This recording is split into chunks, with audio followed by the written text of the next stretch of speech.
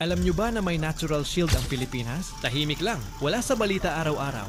Pero ilang beses na tayong iniligtas. Ito ang Sierra Madre, ang pinakamahabang bundok sa Pilipinas mula Cagayan hanggang Quezon. Magugulat kayo kung gaano ito kaimportante. Kapag may paparating na bagyo mula sa Pacific Ocean, hindi agad tumatama ang buong lakas sa mga bayan natin. Bakit? Dahil hinaharang ng Sierra Madre ang malakas na hangin at malalakas na ulap. Para itong malaking pader na humihina sa bagyo bago pa makarating sa mga tao. Kung wala ang Sierra Madre, mas malala ang baha, mas malakas ang hangin, at mas marami ang buhay na pwedeng mawala. Sa madaling salita, ito ang natural defense system natin laban sa bagyo. Pero ito ang masaklap, habang binabantayan tayo ng Sierra Madre, kinakalbo naman natin ito. Illegal logging, quarrying, mining. Yung iba, ginagawang resort, subdivision, o proyekto na hindi iniisip ang kalikasan.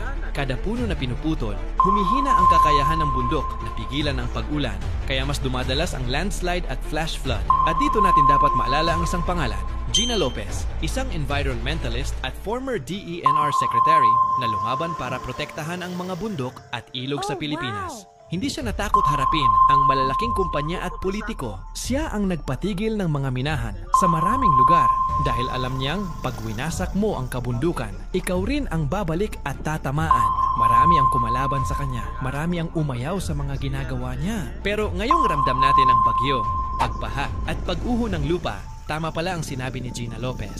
Nung nabubuhay pa siya, lagi niyang sinasabi, when you take care of the environment takes care of you. Ngayon tanong, kung mawala ang Sierra Madre, sino pang haharang sa bagyo? Hindi ito issue lang ng probinsya. Hindi ito issue ng mga taga-bundok. Isang issue ito ng buong bansa kasi lahat tayo umaasa sa iisang natural shield. Kaya, kung may balita ng illegal logging, mining o proyekto sa Sierra Madre, hindi lang dapat wala tayong pake. Pake natin yan. Buhay natin yan.